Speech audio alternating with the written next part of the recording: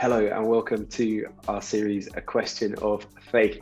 This is week 7 and it's week 7 of 8. So if you have missed the previous weeks, don't panic. You can find those. There is a playlist on YouTube and you can watch all of those previous conversations. And the premise and the idea of this series is that we are speaking with people in our communities of believers on Zoom about 8 things, 8 questions that we have taken that are going to help us in our finding and following of Jesus, in our forming community, in our prayer and in our praise, and how they are shaping the things that we do in the way that we are apprenticed to Jesus. This week, I am joined by Vicky and by Graham, and we talked about how do I find faith stories to tell.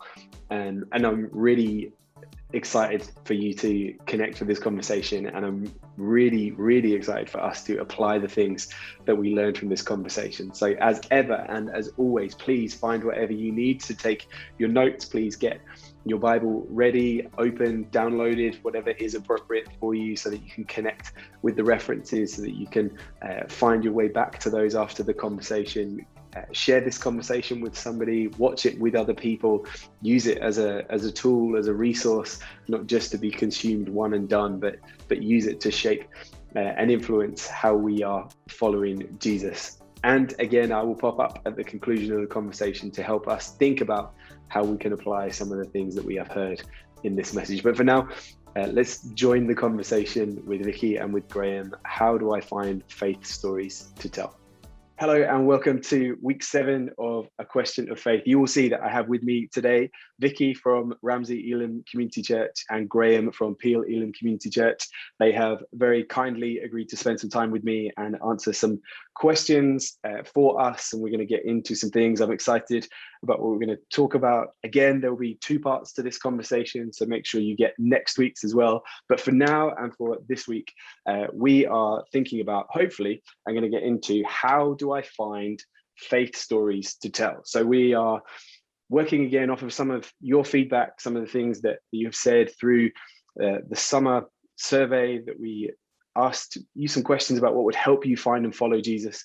And a significant part of that was some faith stories. And how do we find them? How do we tell them?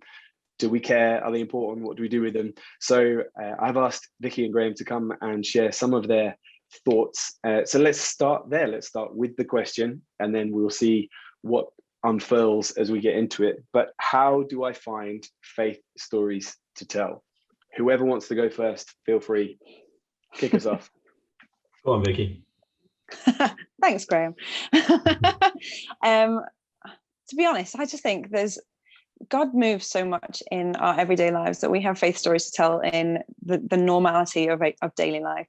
And there's so many stories in the Bible of having to remind the people of God about what God has done. I think we, sometimes the things that we need to do is actually remind ourselves what God has been doing in our lives. Great. So faith stories exist in the mundane daily stuff. You have a conversation with somebody at work and you happen to bring a smile to their face or whatever else, or there's amazing things that God does in the big things as well as the small things. And I just think it's just everywhere, and we are so conditioned to forget the things that God does that sometimes we actually need to stop and remind ourselves what he's been up to. Great. Thank you. Yeah, I agree. I think there's a couple of things we often stumble over when we're trying to find these sorts of stories, the sorts of anecdotes that we might want to share from our own lives. I think one of them can be an issue of comparison. When we're looking at the Bible, which we have to remember is a collection of the best stories over a couple of thousand years, we're often like, well, I haven't called down fire from heaven recently, or been saved from a lion's den, or any of that kind of thing. But you're right, as Vicky says, you've got to like small authentic stories are not just fine, they're great. That's the kind of thing that I think people genuinely connect with. And the other thing is these sorts of stories, when you're looking for something to share, I think a lot of the time we feel like we need to give people an answer or a fix. when we're trying to talk about our faith, because we know that it's done so much for us. And we're like, Jesus is the answer to everything.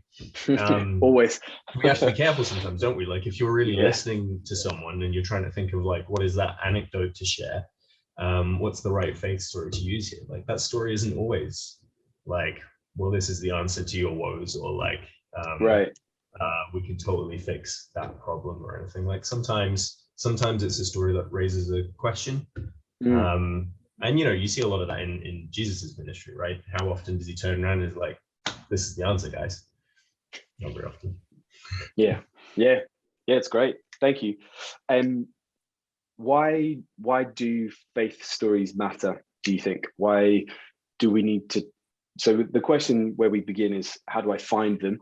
And I would agree with you both. I think they are everywhere. And I think sometimes we can undervalue our everyday experiences. And I think the redeeming of our everyday is a huge part of having eyes to see those faith stories.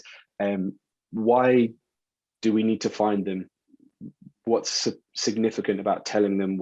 Why is that important? What can you speak to your thoughts on that for us?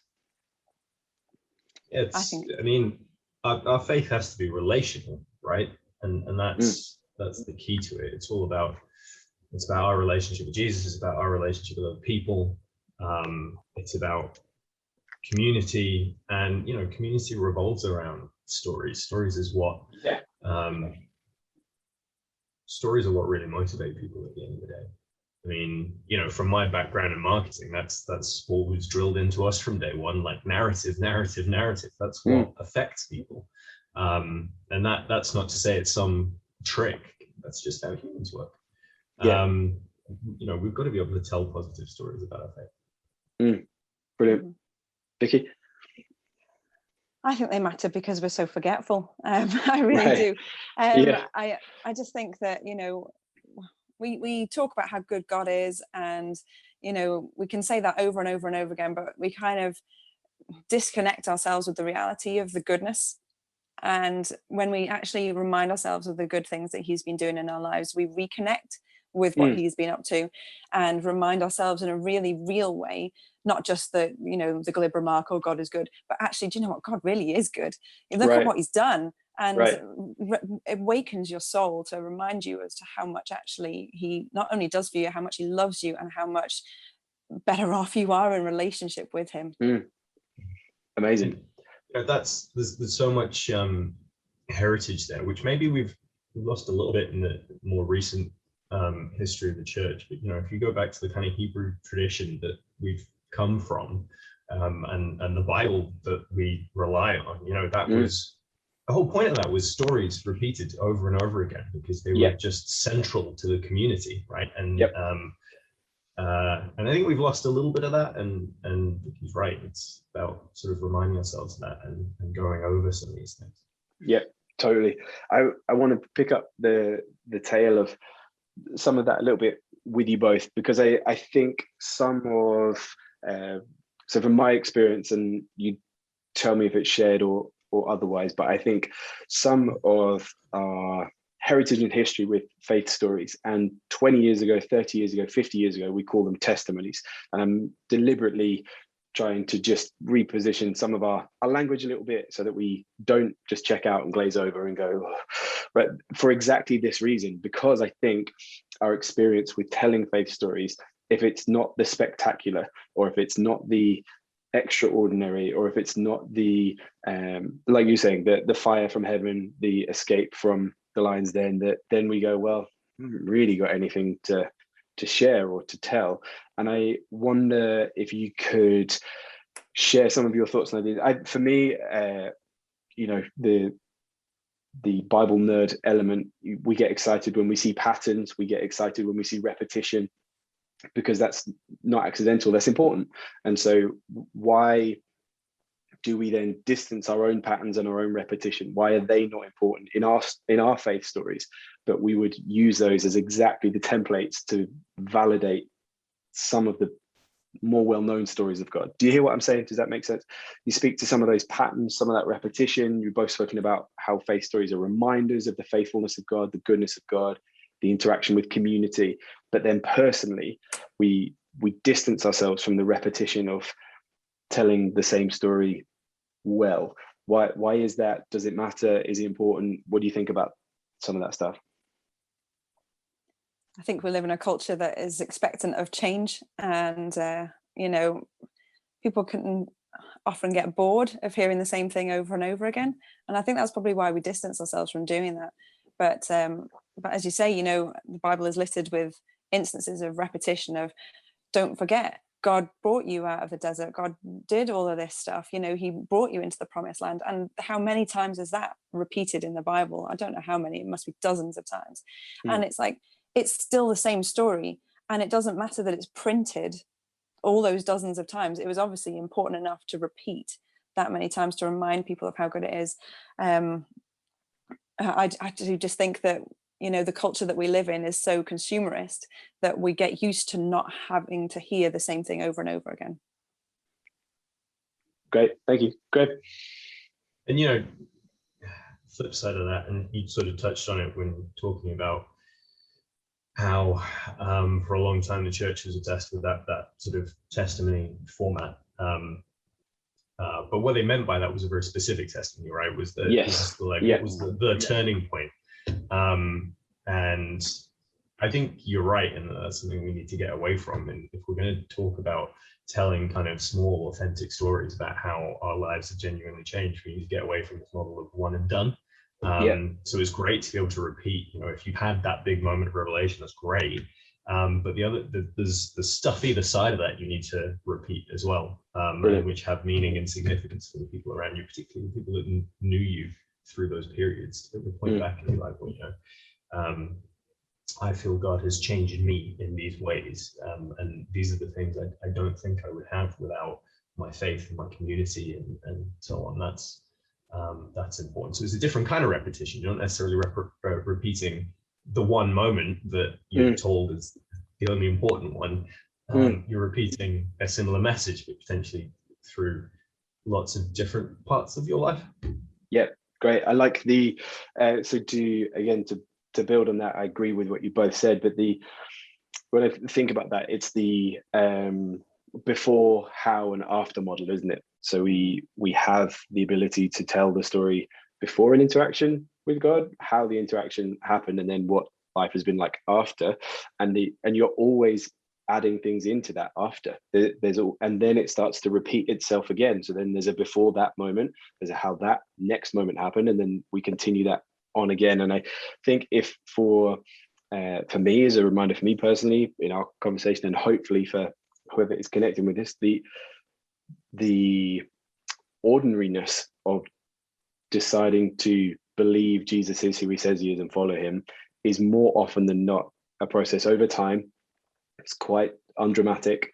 It involves multiple people and multiple parts over a significant amount of time.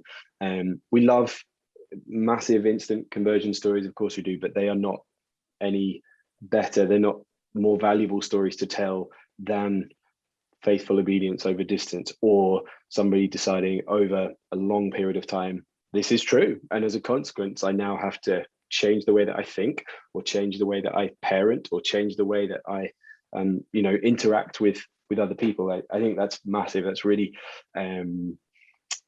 empowering. As whether that word is worth anything anymore or not, I don't know, but that's helpful for us to have possession of our own faith stories and not to disqualify them because there wasn't this dramatic moment, and to still be adding to them as our mundane is given in worship to God.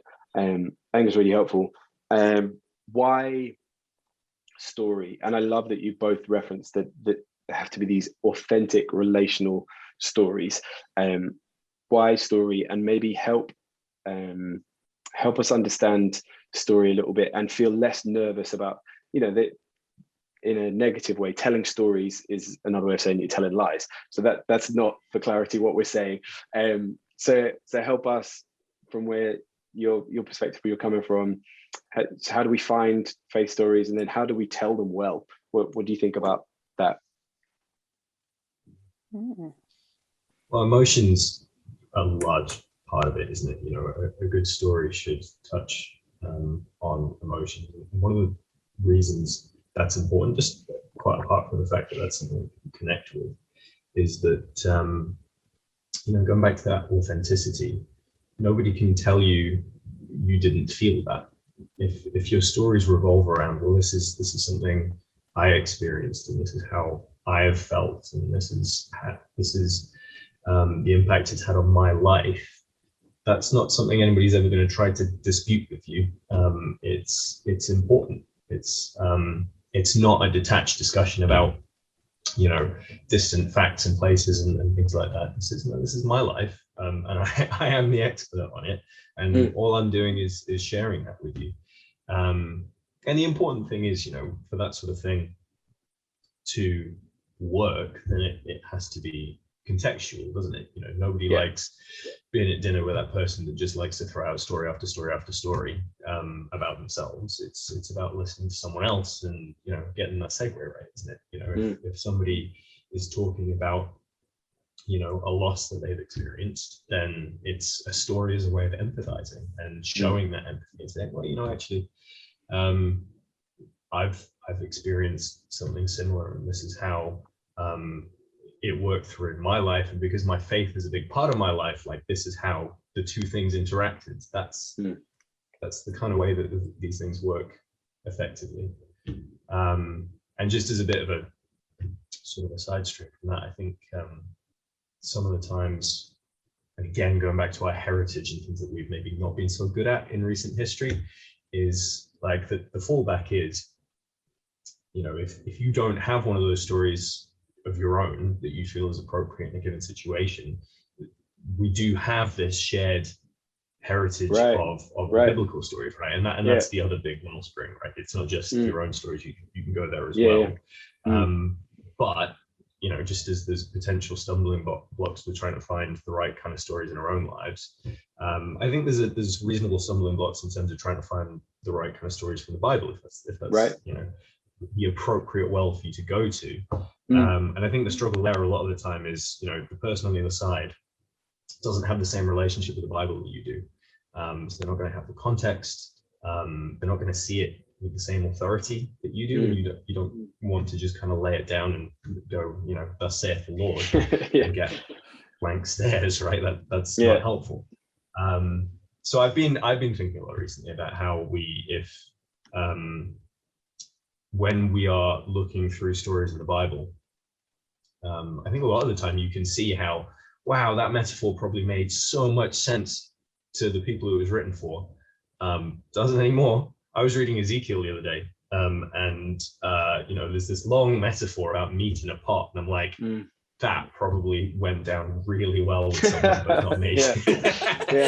And I think a lot of the time is, you know, if we're going to go to that well, and it's a deep, deep well, we do need to do some work though on like pulling up the water and saying, how do we make this relevant? So if that's the anecdote I'm going to go with, because I haven't got anything in my own life, here's a Bible story that I think totally works, and it's part of all of our shared heritage, Christian or not. But you've got to do some work to make it relevant. It's not necessarily going to come out, you know, as meat in a pot from Ezekiel. Right, and that's why. Sorry, Vicky, I want to ask your opinion, but I think that's why telling the faith story and in community is huge, because that's where did you know that means this, and that speaks to this, and you're, oh, of course, great, thank you. Like you're not necessarily in possession of all of that knowledge instantly. You need to hear some stories, and this is part of what gives me confidence of the divine authorship of scripture, the way that something in Ezekiel can speak to something in you now, and can speak to, it was true in its moment, and it's true in a purpose that it's fulfilling in your existence. That's why we have to tell these stories well and help wrap our brains around the layers that are happening. It's great. Vicky? Yes, I pretty much, Graham said exactly what I was going to say, but I think it's just the genuineness of a story Right. that you tell. You know, there's no point in adding pomp to it or anything else Right, just to right. kind of get a reaction. It's about saying the honest truth as to how things have happened and what's happened to you through that, and what you felt in those moments, and how God has changed things and moved through those moments, and all of that stuff. And talking about these ordinary moments, I think they're just so relatable to other people that, you know, we do have this, as you've said, you know, we've got this expectation of, oh, it's got to be amazing, it's got to be you know, lightning out of the sky, whatever. It's got to be this moment that just like shocks everybody and everyone's in wonder. I don't think anyone of us can really relate to any of that. So we're immediately distanced from that story. Whereas actually, if it's just the normal stuff, it's just, you can just connect so much easier. Brilliant. Yeah, it's great. Thank you. We are nearly at time. And so I have just this really clunky, cheesy question that gets us to essentially anything that I haven't already asked you, I've forgotten to ask you, or you wanted to say and you've forgotten to say. So the premise is this, that a Martian has descended and they don't carry the cultural baggage and context that we have for all the things that we're talking about. And they want to ask you, how do I find faith stories to tell? What's your number one, top three, top five, however you want to frame it? What are you ensuring that they come away from this conversation with? What do they need to know about how do I find faith stories to tell? Well, I'd pick out a few points that we've already covered. Yeah. Repeat our shared stories in a community setting. You know, make that discipline of when you're reading the Bible and a story doesn't immediately click with your current context and culture, you know, think of a way that you could retell essentially the same thing. You know, treat it like a parable. You know, learn from the way Jesus liked to tell his stories. Yeah. And I guess the other one would be,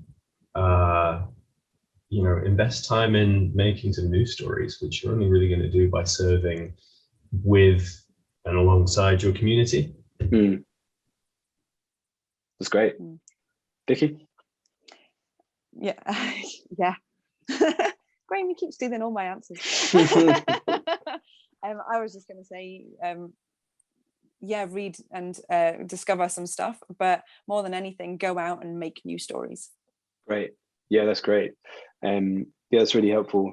I would agree with all of that. I think the awareness that we are surrounded by faith stories, we are living faith stories. And so to be deliberate about capturing some of those things and telling some of those things, sharing some of those things would be something I'm really keen for us collectively to get a hold of. They're not the limits of just these isolated incidents that we are all kind of called and qualified to share of those moments. I think if you want some inspiration, you can have a read of Luke 8:39, or you can read John 4:39, read the whole thing, but that's where you'll find a community responding to faith stories being told as a consequence of an interaction, of a moment, of an experience with Jesus. So would encourage you to get in and around, as we've talked about at length, some of the encounters with Jesus, the way that Jesus told faith stories, the importance that they have to him and have to us, and community formation.